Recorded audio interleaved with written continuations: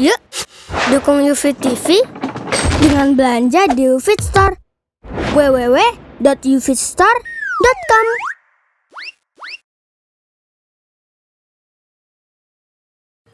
Ada seorang syekh yang cerita nih, Masya Allah, ada lelaki menikah dengan wanita. Udah ya malam pertama satu kamar.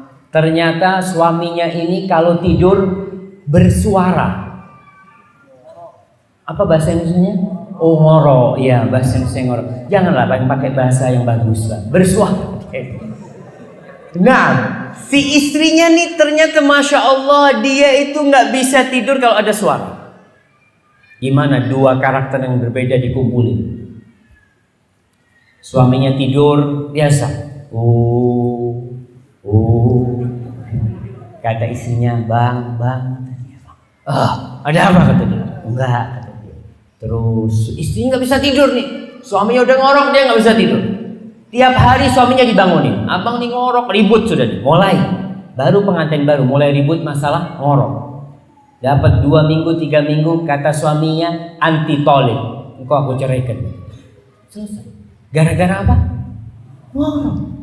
Padahal kalau mereka bisa, si suami mungkin berobat ya, si istri juga sabar menikmati itu ngorok ya. Dengerin, lama-lama dia kangen tuh sama ngoroknya suaminya. Akan merindukan, ya Allah, kalau suaminya keluar kota dia tidur sendirian, Masya Allah, dia setel radio yang ada gitu kan. Itu kenapa? Ya supaya mengingatkan kepada suaminya, kangen betul. Cuma terkadang orang ini awal-awal ribut sudah cerai, si istri minta cerai, si suami seperti itu, cerai yang terjadi, cerai. Subhanallah. Maka kita diperintahkan untuk mengetahui tabiat wanita. Ingat, kenapa yang diperintahkan lelaki mengetahui tabiat wanita? Karena para lelaki adalah komandan. Dia adalah nahkoda. Dia yang harus tahu dengan situasi. Dia yang harus mengetahui kondisi. Dia yang harus tahu dengan awan atau dengan cuaca, karena dia nahkoda di situ.